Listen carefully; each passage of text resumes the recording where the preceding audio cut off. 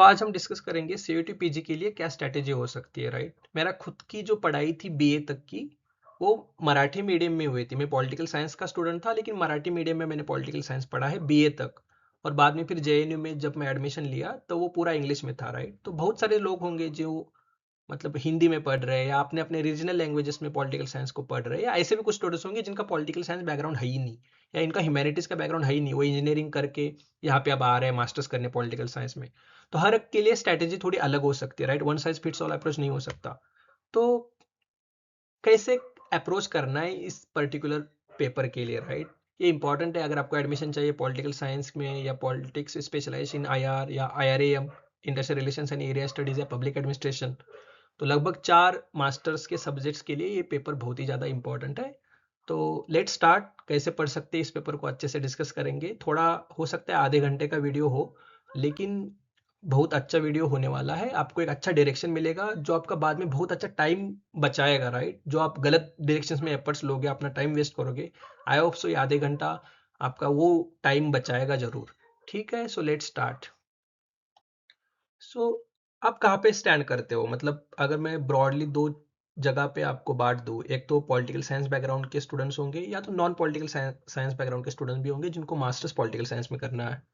और जिनका political science background है उनमें भी जो जिनका यूजी, जिनका बीए डीयू से हुआ है और इंग्लिश मीडियम में हुआ है, और जिनका बीए है जो रीजनल लैंग्वेजेस या हिंदी में हुआ है, right. So non English background, जहाँ पे मेरा मेरा जो यूजी था वो नॉन इंग्लिश बैकग्राउंड, मैंने मराठी में मेरा बीए पॉलिटिकल साइंस में ही किया था, लेकिन मराठी मीडियम में किया था। मेरा लगभग यूजी तक का जो भी पढ़ाई है वो मेरे रीजनल लैंग्वेज मराठी में हुई है, राइट। तो बहुत सारे लोग यहीं पे स्टैंड करते होंगे, जो भी उत्तर प्रदेश, एमपी, राजस्थान, बिहार, राइट, महाराष्ट्र से भी, या अलग अलग साउथ इंडियन स्टेट्स हैं हमारे, तमिलनाडु, कर्नाटक, केरला। तो अलग अलग हमारे रीजनल लैंग्वेजेस में हम लोग पढ़े हुए हैं। और हमें मास्टर्स करना है, जेएनयू हो या डीयू हो या यूनिवर्सिटी ऑफ हैदराबाद हो या जामिया हो या बनारस हिंदू यूनिवर्सिटी हो, ऐसे अगर बड़े यूनिवर्सिटीज में हमें अगर मास्टर्स करना है, तो मास्टर्स तो हिंदी में नहीं होने वाला, मास्टर्स तो इंग्लिश में होने वाला है। तो और ये एग्जाम भी अगर आपको हिंदी और इंग्लिश का मीडियम अवेलेबल दे करा के देता है, लेकिन मोस्ट ऑफ द रिसोर्सेज जो है वो इंग्लिश में है। और एट दिन आपको मास्टर्स में तो इंग्लिश में ही पढ़ना है, तो अभी उससे डर के कुछ होने वाला है नहीं, राइट। तो कैसे इस हिसाब से अपनी स्ट्रेटेजी अभी डिसाइड होगी, राइट, हम कहाँ पे स्टैंड करते हैं। अगर मैं कहूँ कि जो लोग ऑलरेडी यूजी डीयू से किए हुए हैं वो बहुत ही ऊपर अभी खड़े हैं, क्योंकि उनको ज़्यादा कुछ मतलब उनका लगभग कंसेप्चुअल अंडरस्टैंडिंग इंग्लिश में ही है, सब क्लियर है, सारे थिंकर्स, कुछ ऐसा नाम नहीं है उनके पास कि जो वो नहीं पहचानते, राइट। उनके लिए मोस्ट इंपॉर्टेंट रहेगा प्रैक्टिस करना, और वो भी एमसीक्यू अप्रोच से प्रैक्टिस करना, राइट। और जो हम लोग हैं जो मतलब जिनका यूजी नॉन इंग्लिश में हुआ है उनके लिए थोड़ा स्ट्रगल ज़्यादा है, राइट। या जिनका पॉलिटिकल साइंस का बैकग्राउंड ही नहीं है उनके लिए और भी ज़्यादा स्ट्रगल है। यहाँ पे एटलीस्ट हम चीज़ें जानते हैं, प्लेटो, एरिस्टोटल, लिबर्टी क्या होती है, इक्वलिटी क्या होती है, उनमें अलग अलग डिबेट्स, राइट। जस्टिस, फिर जॉन रॉल्स की कंसेप्ट ऑफ जस्टिस, ये सब हम जानते हैं, राइट।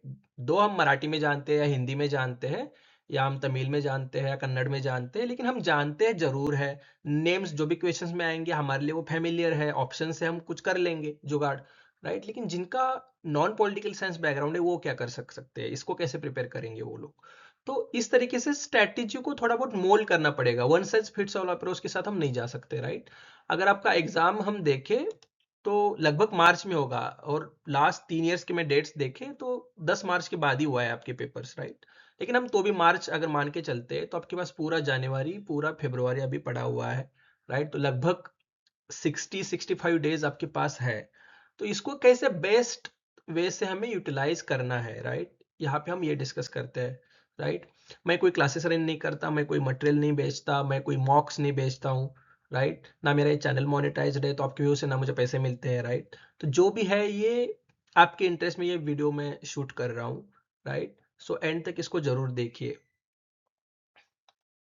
राइट। तो अगर कट ऑफ ब्रॉडली देखें हम तो पीओएलएम का 83, मतलब आपका टोटल 400 में से काउंट होता है, राइट। आपके 75 क्वेश्चंस होते हैं, हर एक राइट क्वेश्चन के लिए आपको 4 मार्क्स मिलते हैं।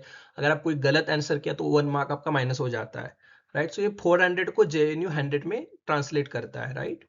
और उस हिसाब से अगर देखें तो पॉलिटिकल साइंस, पीओएलएम यानी पॉलिटिकल साइंस, इसका 83 लगा था लास्ट ईयर, PYSM मतलब politics with specialization in international relations वाला जो भी है, उसमें 84 लगा था। और IRM international relations and area studies का जो है उसमें 81 लगा था। और उसके पहले का देखें तो PISM का 85, POLM का 85 और IRM का 83 पॉइंट समथिंग, राइट। तो ये 23-24 का देखने का कुछ मतलब नहीं है।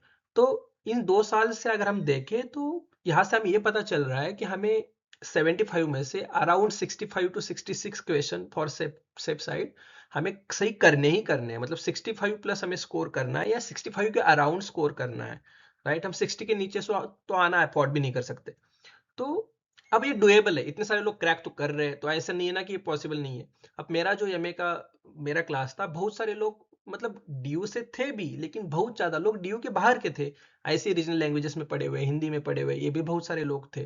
तो ये सबके लिए पॉसिबल है, ये डुएबल है। मतलब मैं अगर कहूँ कि पहले जो डिस्क्रिप्टिव एग्जाम्स होते थे, इसमें मैं नहीं जेएनयू जा पाता, क्योंकि मेरे पास वो इंग्लिश में मैं आंसर ही नहीं लिख पाता भाई, राइट। लेकिन ये एमसीक्यू ने क्या किया कि ये ओपन कर दिया, एटलीस्ट हमारे जैसे जो लोग हैं, जो नॉन इंग्लिश बैकग्राउंड के लोग हैं या जो जिनका थोड़ा स्ट्रगल है, तो उनके लिए ये एमसीक्यू एग्जाम ने एटलीस्ट दरवाजा खोल दिया है ये बड़े यूनिवर्सिटीज का हमारे लिए, राइट। उसके बहुत सारे ड्रॉबैक्स भी है, लाइक सोशल साइंसेस के का नॉलेज लेवल आप एमसीक्यू से सच में जज कर सकते हो कि नहीं, ये अलग बात है, ये अलग डिबेट है, इसमें मैं अभी नहीं जाना चाहता। लेकिन ब्रॉडली कट ऑफ देखें तो हमें अराउंड 65-66 क्वेश्चन 75 में से सही करने पड़ेंगे, राइट। सो अगर आप देखोगे, हमने एक टेलीग्राम ग्रुप पे ग्रुप बनाया था जब हम मास्टर्स में थे, हम जो भी लोग सारे मास्टर्स के हमारे क्लासमेट्स। तो अगर आप यहाँ पे देखोगे तो लगभग 16 कोर्सेज आपको करने होते हैं, क्रेडिट कोर्सेज, राइट। 16 कोर्सेज होते हैं आपके। और लगभग 604 फाइल्स यहाँ पे शेयर हुई है, अलग अलग पीडीएफ्स, अलग अलग बुक्स, जो भी रीडिंग मटेरियल था हमें, जो हमें करना था। अगर 16 कोर्सेज का स्ट्रिक्टली देखें तो अराउंड 350 टू 400 रीडिंग्स हो जाएंगे। तो ये सब आपको इंग्लिश में पढ़ना है। यही पैटर्न लगभग डीयू में भी होगा, यही लगभग ऐसी इसी टाइप के रीडिंग्स लगभग यूनिवर्सिटी ऑफ हैदराबाद में होंगे या जामिया में होंगे, राइट। आपको ऐसे नहीं होगा जो आप यूजी तक करते आए हो कि पूरा वेस्टर्न पॉलिटिकल थॉट का बस एक ही बुक दे दिया है, इसी में सारा पढ़ लिया आपने। ऐसे नहीं होने वाला, ठीक है। तो अलग अलग रीडिंग्स है, बहुत बड़े बड़े रीडिंग्स होंगे, छोटे होंगे, बुक्स होंगे अलग अलग, सुदीप्त कविराज, प्रणब बर्धन, इनके आशुतोष वार्षिने, इनके कुछ आर्टिकल्स होंगे, राइट। आप सीधा रिपब्लिक पढ़ोगे, राइट। आप अरिस्टोटल का पॉलिटिक्स पढ़ोगे, राइट। मैकियावेली का प्रिंस पढ़ोगे, सीधा आप डायरेक्टली डील करोगे ऐसे सब बुक्स से, अलग अलग रीडिंग्स को, अलग अलग आर्टिकल्स जो एपीडब्ल्यू में आते हैं, बड़े बड़े आर्टिकल्स होते हैं, लेंदी आर्टिकल्स होते हैं, राइट। अलग अलग पोस्ट कॉलोनियल स्कॉलर्स है, लैटिन अमेरिकन स्कॉलर्स है, इनकी रीडिंग्स आप पढ़ने वाले हो। तो ये सब अपडेट आपको इंग्लिश में करना है। तो मेरी जेन्युइन रिक्वेस्ट होंगी, जो भी नॉन इंग्लिश बैकग्राउंड के स्टूडेंट्स हैं, आप इस इंग्लिश लैंग्वेज से डरो मत।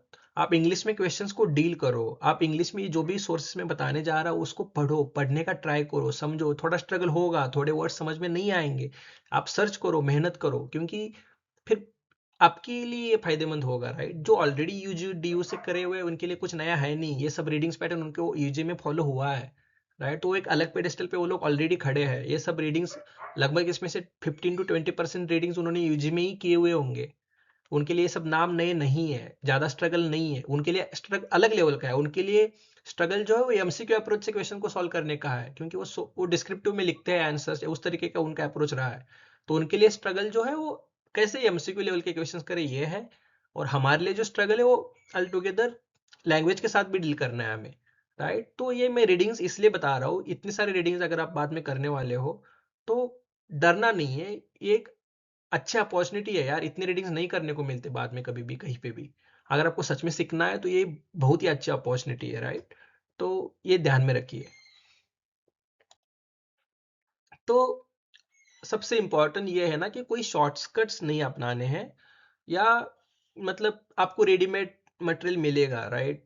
जो आपको बस मेमोराइज, या जो आपकी रॉट मेमोरी है ना, जब मतलब आपको बस रटना है, तो ऐसा भी मटेरियल आपको इजीली मार्केट में अवेलेबल है, लेकिन मैं वो मटेरियल सजेस्ट नहीं करूंगा, ठीक है। उसके पीछे बहुत सारे रीजंस है, क्योंकि मैं आपको ये बताना चाहता हूँ, लगभग 16 कोर्सेस, क्रेडिट कोर्सेस होते हैं पॉलिटिकल साइंस मास्टर्स में। और लगभग 350-400 रीडिंग्स होते हैं, जो आपके 16 कोर्सेज के रीडिंग्स अगर आप देखें। और मतलब बड़े बड़े आर्टिकल्स, बड़े बड़े बुक्स, ये सब इंग्लिश में आपको पढ़ना है। और उस लेवल की मैच्योरिटी अगर आपको चाहिए और आपको आंसर्स लिखने हैं उसके बाद, उसमें बहुत सारा ब्रेनस्टॉर्मिंग करना है, एक थॉट प्रोसेस बिल्डअप करना है। और अगर ऐसा अच्छा मास्टर्स अगर आपको करना है और आप मतलब किसी रेडीमेड सोर्स से बस रट रहे हो, वो बना बना के आपको दे रहा है, पीवाईक्यू एनालिसिस बना बना के दे रहा है, वो आपको पूरा सब वन लाइनर्स बना बना के दे रहा है, तो वहाँ पे आप आपके एफर्ट्स क्या कर रहे हो? आप सच में डिजर्व करते हो जेएनयू जाना, हैदराबाद यूनिवर्सिटी में जाना या डीयू में जाना? मतलब मैं नहीं बोल रहा कि इस मटेरियल को आप इग्नोर करो, इस मटेरियल को as a supplement, as a complement use करो, लेकिन फंडामेंटल से दूर मत भागो। राइट, जो भी फंडामेंटल बुक्स है, जो कुछ कोर बुक्स है, वो तो एटलीस्ट करो ही करो। Right, so do not run away from doing hard work, read the stuff, right? Those books I am going to recommend. So uh, उसको रीड करना, उसको प्रोसेस करना और उसके नोट्स बनाना, ये मस्ट है। राइट, इसमें कुछ भी वेस्ट नहीं जाने वाला आपका, क्योंकि अगर आप पीजी में लेते हो एडमिशन, उसके बाद आप नेट जेआरएफ के एग्जाम में भी बैठोगे, तो ये सब आपको वहां पे भी फायदा करने वाला है। राइट, सो पीवाईक्यू एनालिसिस जो होगी ना, वो मास्टर की है। एरिस्टोटल का जो गोल्डन मीन का कंसेप्ट है ना, वैसे हम पीवाईक्यू एनालिसिस को गोल्डन मीन देखते हैं। राइट, सिलेबस है और आपका पेपर है, राइट, जो आप दोगे, उसके बीच में जो सबसे इंपॉर्टेंट चीज आपके बीच में जो खड़ी है, जो मास्टर्स की, जो गोल्डन की है, वो है पीवाईक्यूज। तो पीवाईक्यूज कैसे करने हैं? सबसे पहले हम सीयूटी पीजी की पीवाईक्यूज करेंगे। उसमें 2021, 22, 23, 24, 25 लगभग 5 साल के 75 इंटू 5, अगर 375 क्वेश्चंस लगभग हो जाते हैं। राइट, इनको बहुत अच्छे से करना है, इनको सिलेबस वाइज सॉर्ट भी करना है, खुद से करना है। Right, readymade videos, YouTube videos मत देखो, वहां पे आपके एफर्ट्स नहीं लगेंगे, वहां पे आपका ब्रेन काम नहीं करेगा। राइट, लेकिन आप जब 75 क्वेश्चंस लेके बैठोगे और देखोगे यार, ये प्लेटो में से पूछ लिया, ये लिबर्टी में से पूछ लिया, ये मार्क्सिज्म से पूछ लिया, राइट, या ये रॉल्स के ऊपर कुछ आ गया क्वेश्चन, या हो सकता है पॉलिटी के किसी शेड्यूल पे क्वेश्चन आ गया, राइट, पॉलिटी के किसी मतलब कॉन्स्टिट्यूशन के किसी पार्ट पे क्वेश्चन आ गया, प्रेसिडेंट के ऊपर कोई क्वेश्चन आ गया, या राइट एसडीजीज एमडीजीज के ऊपर कोई क्वेश्चन आ गया। तो जो आपके सिलेबस में पॉइंटर्स है, जो अभी हम सिलेबस डिस्कस करने वाले हैं, जो भी पॉइंटर्स होंगे, उस पॉइंटर्स के हिसाब से इन क्वेश्चंस को खुद से सॉर्ट करो, लिखो, एक ऐसे ब्लैंक शीट्स लो और उसमें लिखो। राइट, तो ऐसे ही इस 375 क्वेश्चन सबसे ज्यादा इंपॉर्टेंट है हमारे लिए। राइट, ये सबसे पहले करने हैं। इसके बाद क्या होगा, सिलेबस आपके दिमाग में छप जाएगा और जो 375 क्वेश्चन पूछे गए हैं वो आपके दिमाग में छप जाएंगे। राइट, इतना तो होगा। अब ये करने के बाद क्या करना है, सीयूटी पीजी के पहले जेएनयू अपना खुद का एंट्रेंस एग्जाम लेता था। 2019, 20, 21 तक उसने अपना 3 साल एंट्रेंस एग्जाम लिया, उसके पेपर्स अवेलेबल है, पीएचडी के भी और मास्टर्स के भी। राइट, तो ये देखने हैं। उसके बाद डीयूटी भी खुद का अपना डीयू खुद का एग्जाम लेता था, उसके भी 3-4 साल के क्वेश्चन पेपर्स अवेलेबल है, वो अच्छे से देखने हैं। और उसके बाद यूनिवर्सिटी ऑफ हैदराबाद के आई थिंक अराउंड 2013-14 ऑनवर्ड्स, बाद में 2022 तक के क्वेश्चंस, बहुत अच्छे क्वेश्चंस अगर मैं कहूंगा ना, तो जेएनयू, डीयू और यूनिवर्सिटी ऑफ हैदराबाद के क्वेश्चंस बहुत ही अच्छे हैं। उनके मास्टर्स के भी और पीएचडी लेवल के भी क्वेश्चंस बहुत अच्छे हैं, जो पॉलिटिकल साइंस के क्वेश्चंस है। राइट, तो इन ये कंप्लीट करना है इसके बाद।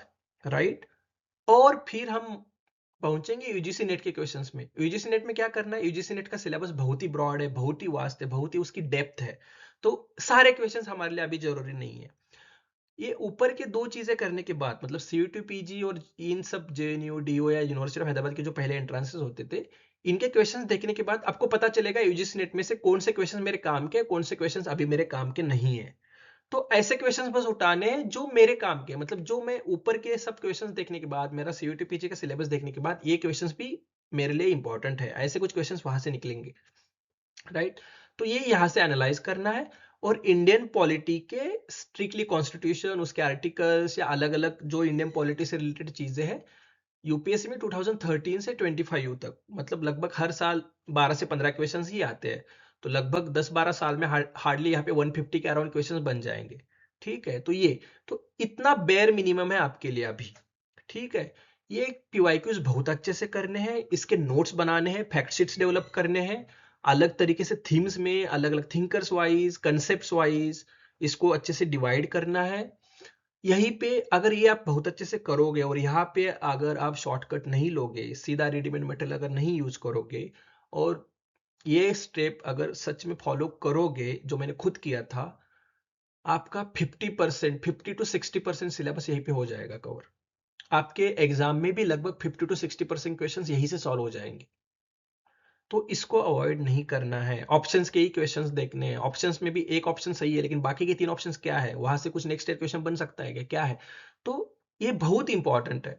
बहुत लोग यही स्किप कर दे, या तो वो क्या करेंगे, बस 1-2 साल के सीयूटी पीजी के क्वेश्चन देख लेंगे, लेकिन ये नहीं करना है। और बहुत सारे लोग सीधा रेडीमेड में भाग जाते हैं, तो उनका खुद का ब्रेन काम कब करेगा, राइट। अगर हम खुद जब क्वेश्चन देखते हैं तो हम पहले सोचते हैं ना कि सिलेबस में कौन से पॉइंट से क्वेश्चन आया है, फिर हम देखते हैं कि यार कौन से सोर्स से क्वेश्चन कवर हो सकता है, क्या ये लक्ष्मीकांत में ये मिलेगा, या ओपी गोबा में मिलेगा, या एंड्रे होड में मिलेगा, कहाँ पे इसका आंसर मिलेगा। तो आप खुद एफर्ट्स लेते हो। अगर आप देखोगे ये क्वेश्चन क्या एंड्रे होड से मिलेगा, तो जब आप उस खोलोगे, बुक को देखोगे, चैप्टर्स देखोगे, चार्ट्स देखोगे, कुछ तो पढ़ोगे, राइट। तो ये प्रोसेस बहुत इंपॉर्टेंट है, तो यहाँ पे ये स्किप बिल्कुल भी नहीं करना है। ठीक है, अब हम निकलते यूनिट वाइज देखते हैं। तो वेस्टर्न पॉलिटिकल थॉट में प्लेटो है, एरिस्टोटल है, मैकियावेली है, Hobbes, Locke, Rousseau, J S Mill, Karl Marx and John Rawls, इतने ही थिंकर्स है, राइट। यूजीसी नेट में बहुत सारे थिंकर्स अदर भी है, लेकिन अभी हमें इनके ऊपर ही फोकस करना है।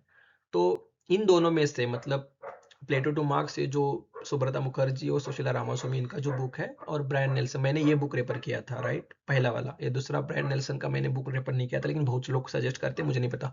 इन दोनों में से एटलीस्ट जो आपको सही लगे, जिसकी लैंग्वेज सही लगे, जो समझने में आसान हो, वही एक बुक कोई भी यूज करो, और इसको कॉम्प्लीमेंट करो इग्नू के नोट्स से, इग्नू का जो भी मटेरियल है इससे, राइट। तो ये इग्नू का मस्ट है, क्योंकि 8, 9, 10, 12 पेजेस में एक थिंकर कवर हो जाता है, कितने थिंकर्स कवर करने हैं यार। तो इन दोनों में से एक बुक और इग्नू का मटेरियल ऐसे पढ़ना है। और कैसे करना है, अब अगर आपने एक शीट ले लिया, इसमें टाइटल डाल दिया प्लेटो, तो प्लेटो के कौन से बुक्स है वो लिखने हैं, उसके कौन से कंसेप्ट है, फिलोसोफर किंग हो या रिपब्लिक में वो क्या बोलता है, एजुकेशन क्या है, कम्युनिज्म ऑफ प्रॉपर्टी एंड वाइव क्या है, राइट, उसका आइडिया ऑफ फॉर्म्स क्या है। तो ऐसे ही करना है। मतलब ग्रामसी हो गया सपोज, अब ग्रामसी तो है नहीं, सॉरी, वो बाद में हम देखेंगे, कंसेप्ट में शायद काम में आए। लेकिन अब वैसे ही कार्ल मार्क्स है, तो उनके अलग अलग बुक्स, उनकी क्रोनोलॉजी, राइट, उनके कुछ इंपॉर्टेंट कोट्स है, राइट। तो ऐसे 1 पेजर नोट हर एक थिंकर के ऊपर बनाना है, उतना इनफ है। इसमें क्या क्या आएगा, सबसे पहले आप जब पीवाई क्यू एनालिसिस करोगे, तो प्लेटो में आज तक कौन से क्वेश्चंस पूछे गए हैं, या एक मेंशन होना चाहिए, मैकियावेली पे क्या पूछा था, एरिस्टोटल पे क्या पूछा था। पहले सबसे इंपॉर्टेंट ये है कौन से क्वेश्चन आज तक पूछे गए हैं। और फिर खुद के नोट्स जब बनाओगे, तो जो क्वेश्चन ऑलरेडी पूछे गए उसको तो आपके पास है ही, तो बाद में इस बुक्स में क्या मिल रहा है नया, तो वो बस ऐड करना है, राइट। इस हिसाब से इसको हम कंप्लीट करेंगे, आपको पढ़ना पड़ेगा। ठीक है। तो फोकस क्या क्या करना है, बुक्स की आइडियाज, कंसेप्ट, उन बुक्स की क्रोनोलॉजी, राइट। आइडियोलॉजिकल ट्रेडिशंस, कौन से थिंकर कहाँ पे हम प्लेस कर सकते हैं, जैसे कि हॉब्स, लॉक को हम क्लासिकल लिबरलिज्म में प्लेस करेंगे, रूसो को भी। जेस मिल को हम एज ब्रिज देखते हैं बीच में, क्लासिकल्स और मॉडर्न्स के बीच में जो ब्रिज, राइट। या उसको ब्रॉडली अगर देखे भी तो क्लासिकल लिबरल्स में कंसिडर करेंगे, कार्ल मार्क्सिज्म में कंसिडर करेंगे, जॉन रॉल्स तो एकदम रिसेंट का थिंकर माना जाता है, राइट। तो इस तरीके से फिर उसके अकॉर्डिंगली भी हम उनके व्यूज को अच्छे से पढ़ सकते हैं। फिर आता है इंडियन पॉलिटिकल थॉट। यहाँ पे भी अब जैसे कि अलग अलग इन्होंने कौन से ऑर्गेनाइजेशन इस्टेब्लिश किए थे, कौन से आश्रम इस्टेब्लिश किए थे, कौन से न्यूज़पेपर स्टार्ट किए थे, या उनके अब कौटिल्य का सप्तांग थ्योरी है, मंडल थ्योरी है, सावरकर, इनके कुछ कुछ मित्र मेला, या अलग अलग ऑर्गेनाइजेशन है, इनके कुछ कुछ इंपॉर्टेंट बुक्स है, राइट। अंबेडकर, इनके भी कुछ कुछ इंपॉर्टेंट बुक्स है, गांधी जी के अलग अलग कोट्स इंपॉर्टेंट है, राइट, राम मोहन रॉय, राइट। तो ये सब है, तो ये बुक सबसे इंपॉर्टेंट है। अब मैं ऐसा एक भी सोर्स आपको नहीं रेफर करूंगा जो मैंने खुद नहीं पढ़ा है, राइट। तो ये बुक बहुत इंपॉर्टेंट है। आपके पास अगर टाइम है तो, otherwise just search on Google, उनके इंपॉर्टेंट बुक्स, उनके कुछ कुछ कोर्स मिल जाएंगे, उनके कुछ अलग अलग ऑर्गेनाइजेशन मिल जाएंगे, इतना नोट बना लीजिए। ठीक है, इग्नो का मटेरियल भी आप यहाँ पे रेफर कर सकते हो। उसके बाद है सबसे इंपॉर्टेंट पॉलिटिकल थियरी, राइट। और जो नॉन पॉलिटिकल साइंस बैकग्राउंड के हैं उनके लिए तो सबसे इंपॉर्टेंट यूनिट यही है। आप स्टार्ट करना है ओपी गोबा से, क्योंकि सबसे इजी लैंग्वेज में यही बुक मिलेगा आपको। ओपी गोबा जब फिनिश हो जाए तो आप शिफ्ट कर लिए पॉलिटिकल थियरी, राइट। मतलब जब आपका ओपी गोबा कंप्लीट हो जाएगा, तभी आप शिफ्ट करोगे राजू भार्गव, अशोकाचार्य, इनका पॉलिटिकल थ्योरी पे। और उसके बाद फिर आप शिफ्ट करोगे पॉलिटिकल थ्योरी एंड्रे होर पे, या पॉलिटिकल आइडियोलॉजीज के बुक पे। तो ये 4 बुक्स बहुत ही इंपॉर्टेंट है। इसको स्किप इसलिए नहीं करना है क्योंकि ये पूरा पॉलिटिकल साइंस का आपका कोर अंडरस्टैंडिंग डेवलप करेगा, आपका फाउंडेशनल जो ब्लॉक्स होते हैं ना, जो बिल्डिंग ब्लॉक्स होते हैं, वो डेवलप करेगा।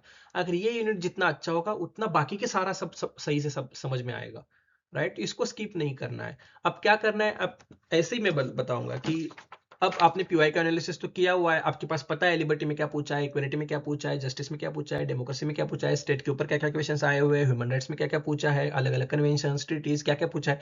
तो ये हर एक, जस्ट सपोज ये लिबर्टी की एक सीट है, तो लिबर्टी में जो भी आज तक पूछा गया ये तो आपके पास होगा ही। उसके बाद क्या करना है, ओपी गौबा लेना है, ओपी गौबा लेना है, ओपी गौबा में से लिबर्टी का चैप्टर खोल के जो जो अलग अलग थिंकर्स के नाम मिल रहे हैं, अलग अलग बुक्स के नाम मिल रहे हैं, अलग अलग टाइप्स मिल रहे हैं, अलग अलग डिस्टिंक्शंस मिल रहे हैं, अलग अलग कोट्स मिल रहे हैं, उसको लिखना है। उसके बाद क्या करना है, ये बुक उठाओ, इसमें से लिबर्टी निकालो, लिबर्टी में अलग अलग इसमें कौन कौन से नए नए थिंकर्स मिलते हैं, नए कोट्स मिलते हैं, अलग अलग डिस्टिंक्शंस मिलते हैं, इसको लिखना है। इसके हर एक चैप्टर के एंड में एक रेफरेंस लिस्ट दिए हुए हैं, उसमें कुछ इंपॉर्टेंट बुक्स मेंशन किए हुए हैं, ये करना है। और बाद में फिर ऐसे ही सेम पॉलिटिकल थ्योरी के बुक से और पॉलिटिकल आइडियोलॉजीज के बुक में, आप पॉलिटिकल आइडियोलॉजी में जब लिबरलिज्म आइडियोलॉजी आप पढ़ोगे, उसमें लिबर्टी डिस्कस की हुई है अच्छे से। जब आप मार्क्सिज्म पढ़ोगे तो इसमें इक्वालिटी अच्छे से डिस्कस की हुई है, राइट। ऐसे ही फिर डेमोक्रेसी, स्टेट एक्सेट्रा अलग अलग चैप्टर्स में आपको मिल जाएंगी। तो इस तरीके से इस यूनिट को अच्छे से पढ़ना है। अब ये एक इम्पॉर्टेंट यूनिट है, यहाँ पे बहुत सारे क्वेश्चंस आते हैं, राइट। सबसे इंपॉर्टेंट बुक है global politics by Andrew Heywood, right. ये सबसे इंपॉर्टेंट बुक है। इसको थोड़ा बहुत आप सप्लीमेंट कर सकते हो बेलिस एंड स्मिथ से, राइट। लेकिन मैंने ये बुक बहुत अच्छे से पढ़ा था, ये भी देखा था, लेकिन ज्यादा मैं रिलाई इस बुक पे था, राइट। तो यहाँ पे क्या करना है, अब रियलिज्म है, उसमें फिर अलग अलग थिंकर्स है, फिर उसमें classical realism, new realism, offensive realism, defensive realism. तो ऐसे अलग अलग उसमें भी अलग अलग ये मिलेंगे, राइट। लिबरलिज्म में भी फिर अलग अलग थॉट्स मिलेंगे, वुड्रो विल्सन से जब स्टार्ट होंगे, या इमैनुअल कांट है, उसके बाद फिर उसको डेवलप अलग तरीके से हुआ है, राइट। सो इसमें कैसे कैसे अलग अलग थ्योरीज बनते हैं, अलग अलग थिंकर्स होते हैं, उनके अलग अलग बुक्स होते हैं, उनके कुछ कुछ बिल्डिंग कंसेप्ट है हर एक थ्योरी के, राइट। तो इसको बहुत अच्छे से पढ़ना है। उसके बाद कोल्ड वॉर पॉलिटिक्स अगर आप देखोगे तो right from start of cold war, कैसे सेकेंड वर्ल्ड वॉर के बाद कोल्ड वॉर स्टार्ट हुआ, उसके बाद उसका एंड जो हुआ बर्लिन वॉल का फॉल हो जाना, या उसके बाद फिर यूएसएसआर का डिसइंटीग्रेशन हो जाना, यहाँ तक अलग अलग इवेंट्स हुए हैं, अलग अलग ट्रीटीज इसमें हुई थी, आर्म्स कंट्रोल ट्रीटीज हुई थी। अब नाम सार्क, यूनो, एशियान, ईयू, ऐसे इन सब बुक्स में इसका मिल ही जाएगा। लेकिन इसके बाद आप क्या करना है, अब आप ईयू सर्च करोगे तो उसमें अब ब्रेग्जिट हुआ 2016 में, राइट। या कौन सी नई कंट्री अगर ज्वाइन कर रही है, कौन सी कंट्री कोई कंट्री लीव कर रही है उस ऑर्गेनाइजेशन को, या राइट। आसियान में क्या हुआ, उसको कब स्टेब्लिश किया, इसकी हर एक पेज फैक्ट शीट बनानी है, कौन सी कंट्रीज फाउंडिंग मेंबर्स थी, कौन सी कंट्रीज बाद में ज्वाइन की, कब ज्वाइन की, कोई लेटेस्ट कंट्री कौन सी ज्वाइन करने वाली, छोड़ने वाली कौन सी कंट्री है, उनके अलग अलग कॉन्फ्रेंसेस कहाँ पे हुए, लेटेस्ट कॉन्फ्रेंस कहाँ पे हुआ है, इंडिया का क्या रोल रहा है, राइट। तो ये इंपॉर्टेंट है। India foreign policy particularly with China, Pakistan, USA, ज्यादा कुछ नहीं, जो भी रिसेंट हो रहा है उसको ट्रैक रखो। और ब्रॉड हिस्ट्री तो पता ही है, चाइना के साथ कैसे रिलेशंस रहे हैं, स्टार्टिंग में हमने उनको रिकॉग्नाइज कब किया, उसके बाद वॉर हुआ, उसके बाद रिलेशंस कैसे रहे, अब क्या है, अलग अलग ब्रॉड इवेंट्स क्या क्या बनते हैं, राइट। पाकिस्तान के साथ वही है, अलग अलग वॉर्स, राइट। तो ये सब अच्छे से करना है, राइट। ये 3 बुक्स इंपॉर्टेंट है, एनसीईआरटी का भी ये बहुत इंपॉर्टेंट बुक है, राइट, कंटेम्प्रेरी वर्ल्ड पॉलिटिक्स।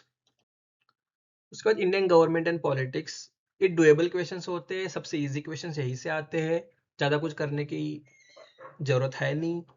हाँ, लेकिन सोर्सेस बहुत सारे हैं। तो सबसे ज़्यादा इंपॉर्टेंट है इंडियन पॉलिटी, एम लक्ष्मीकांत, इसको बहुत अच्छे से पढ़ना है, राइट। इसमें अलग अलग चार्ट्स दिए हुए हैं कि हमने कॉन्स्टिट्यूशन में कौन से कंट्री से क्या बोरो किया, हमारा जो भी स्टेट रिऑर्गेनाइजेशन हुआ उसके कैसे कैसे हुआ, कौन से ईयर में कौन सा स्टेट कैसे रिऑर्गेनाइज हुआ, अमेंडमेंट्स हुए हैं तो अमेंडमेंट्स का सब क्रोनोलॉजी दी हुई है, अलग अलग शेड्यूल्स, अलग अलग पार्ट्स, प्रेसिडेंट कब कब कौन से थे, vice president, prime ministers, right, हमारे सीजेआई। तो अलग अलग सब दिया हुआ है, इंपॉर्टेंट अमेंडमेंट्स के ऊपर चैप्टर्स है, इंपॉर्टेंट आर्टिकल्स के ऊपर चैप्टर्स है, राइट। तो इसको बहुत अच्छे से करना है। प्रियम्बल तो ही बार बार पूछते हैं यार कि 42nd अमेंडमेंट में कौन से वर्ड्स डाले गए, कॉन्स्टिट्यूशन असेंबली का कैसे स्ट्रक्चर था, कब स्टेब्लिश हुई, कब ऑब्जेक्टिव रेजोल्यूशन पास हुआ, कब क्या हुआ, राइट।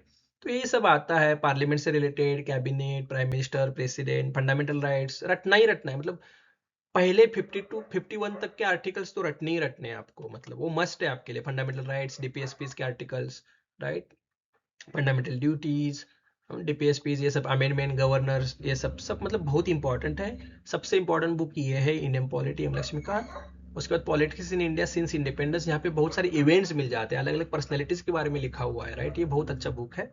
और मतलब जिनके पास जो यूपीएससी के लिए पढ़ रहे हैं वो तो एम लक्ष्मीकांत पढ़ते ही पढ़ते हैं, उनको लिए यही पे स्टिक रहना है। लेकिन जो यूपीएससी के लिए नहीं पढ़ रहे, अब वो बस इस एक एग्जाम के लिए पूरा एम लक्ष्मीकांत नहीं पढ़ सकते, इतना बड़ा बुक है, तो वो क्या कर सकते हैं, उड़ान बुक से पढ़ सकते हैं, राइट। ये जो उड़ान Indian polity only I S PWD only I S का जो उड़ान का एक बुकलेट आता है 100-120 पेजेस का स्टैटिक प्रीलिम्स के लिए इंडियन पॉलिटी, वो बहुत अच्छा बुक है, मैंने खुद भी रेफर किया हुआ है, इसको आप अच्छे से पढ़ सकते हो, ठीक है। बस वो जो पढ़ रहे थे जिनके जो यूजी में, वो they can stick with that, ठीक है। अब है comparative government and politics, right. जैसे जोहरी का बुक है कंपैरेटिव गवर्नमेंट एंड पॉलिटिक्स, ये रॉड है या मार्टिन हेरोप, इनका भी एक बुक है, ये भी इंपॉर्टेंट है।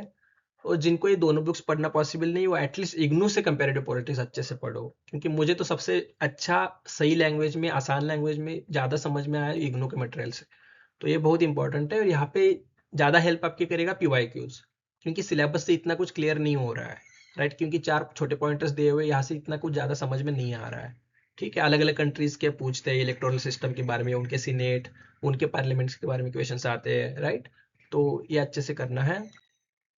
उसके बाद पब्लिक पॉलिसीज इन इंडिया, यहाँ पे क्वेश्चंस मॉडल्स प्रोसेस टाइप्स, मतलब दो तरीके के क्वेश्चंस है। एक पब्लिक एडमिनिस्ट्रेशन से भी पूछ रहे हैं, पब्लिक एडमिनिस्ट्रेशन, ये नेट का सिलेबस मैंने दिया हुआ है। तो पब्लिक एडमिनिस्ट्रेशन में अलग अलग थेरीज है, right, system theory, decision making theory, ecological approach, new public administration, scientific management theory, rational choice theory, यहाँ से भी क्वेश्चंस आ रहे हैं, राइट, क्योंकि ये इस यहाँ से कुछ समझ नहीं आ रहा यार, जो सीयूटी पीजी में जो सिलेबस दिया यहाँ से कुछ समझ नहीं आ रहा, तो इसलिए नेट का सिलेबस थोड़ा बहुत देख लो, ठीक है। तो यहाँ से क्वेश्चंस बन रहे हैं, और कुछ कुछ क्वेश्चंस जो इंडिया में पब्लिक पॉलिसीज रही है, नरेगा के ऊपर क्वेश्चन आया था, अभी नरेगा को चेंज किया गया है, उसके ऊपर क्वेश्चन आ सकता है। अलग अलग जो हमारी गवर्नमेंट की जो मेजर पॉलिसीज है, स्कीम्स है, इसके ऊपर क्वेश्चंस आ रहे हैं, उनकी क्रोनोलॉजी कब लिया, ऑब्जेक्टिव क्या था, कुछ कुछ उनके साइलेंट फीचर्स है, उसके ऊपर क्वेश्चंस आ रहे हैं। एम लक्ष्मीकांत का बुक अवेलेबल है, मार्केट में भी अवेलेबल है, टेलीग्राम पे भी इधर उधर शायद, मतलब आप देख सकते हो। तो ये पहले 3 चैप्टर्स है ना, introduction, principles of administration and theories of administration, इतने 3 ही चैप्टर्स करने हैं बस। ये 3 चैप्टर्स बहुत इंपॉर्टेंट है, ये करने ही करने हैं। इसमें बहुत सारे चार्ट्स, चैप्टर के एंड में अलग अलग थिंकर्स, उनके अलग अलग बुक्स, ये सब दिया हुआ है, ये बहुत अच्छे से करना है, यहाँ से आपके क्वेश्चन बन जाएंगे, ठीक है। तो और ये जो लास्ट यूनिट है, general issues of contemporary levels, इसमें global justice, nationalism, climate change, इतना ही है। ये 2 बुक्स में ये अच्छे से कवर हो जाएगा। क्लाइमेट चेंज में क्या ही पूछते हैं, एमडीजीज, एसडीजीज, पेरिस क्लाइमेट डील, अलग अलग एक्ट्स जो है, राइट, हमारे, तो इसी के अराउंड क्वेश्चंस आते हैं। एमडीजीज इसमें से कौन से है, कौन से नहीं है, एसडीजीज क्या है, उसका ऑब्जेक्टिव क्या है, कौन से एसडीजीज है, कौन से एसडीजीज नहीं है, क्या है, तो यही क्वेश्चंस आते रहते हैं, राइट। अलग अलग ट्रीटीज, कन्वेंशन, यूएनडीपी, राइट, इसके अराउंड क्वेश्चंस होते हैं। इन दोनों बुक से कवर हो जाएगा। इसके बाद गूगल की हेल्प ले सकते हो, अलग अलग तरीके से आप उसको इनपुट्स प्रॉम्प्ट्स देके इसकी इन्फॉर्मेशन निकाल सकते हो, ठीक है। ये आपका ओवरऑल सिलेबस रहा। सबसे इंपॉर्टेंट था PY Q analysis. PY Q analysis से ही आपका 50 to 60% सिलेबस कवर हो जाएगा।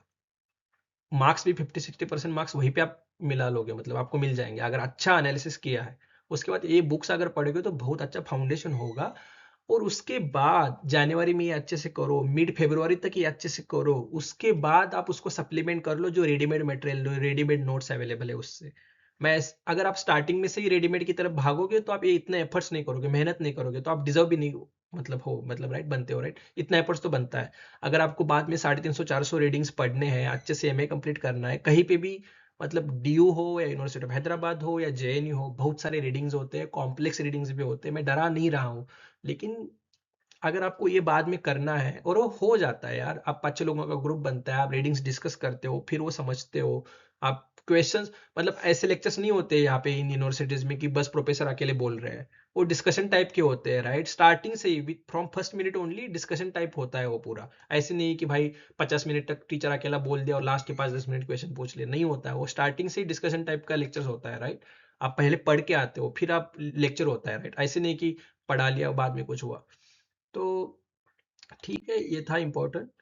अभी मतलब यही है कि success is the result of preparation, hard work and learning from failures. तो एमसीक्यू से बहुत अच्छे से सीखना है, हमें पीवाईक्यू से सीखना है, राइट, और मेहनत करनी है बिल्कुल भी, right. If you are working on finding a shortcut, अगर आप रेडीमेड मटेरियल के पीछे भाग रहे हो, बस यूट्यूब वीडियोस के पीछे भाग रहे हो, ये जो इजी आप वेज ढूंढ रहे हो, you are not working hard enough on the fundamentals, क्योंकि वो लैक ऑफ कॉन्फिडेंस, अगर आप फंडामेंटल्स पे काम करते हो तो आप खुद में एक कॉन्फिडेंस होता है, आप खुद में बिलीव, ट्रस्ट रखते हो, खुद के मटेरियल पे ट्रस्ट करते हो।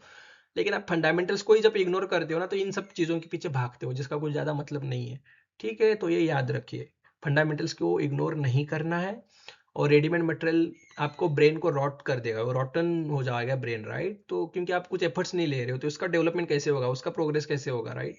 तो ये बहुत इंपॉर्टेंट है। So I am ending it here. आप इस टेलीग्राम ग्रुप पे आपको सारा मटेरियल मिल जाएगा, वहाँ से भी अच्छे से आप रेफर करो। ठीक है, आप वहाँ पे ज्वाइन कर लो। कमेंट्स में जो भी आपको कुछ क्वेश्चंस होंगे ये अच्छे से पूछ लो। और एंड करते हैं इस कोट से, जेएनयू में for half the world and half of the sky we shall fight we shall win. हमें फाइट करना है, इस लड़ाई में अच्छे से प्रिपेयर करके फाइट करना है। और सबसे मेरा फेवरेट कोट जो मेरे पास एक बुकमार्क भी है, अभी शायद पता नहीं यहाँ पे रखा है कि नहीं,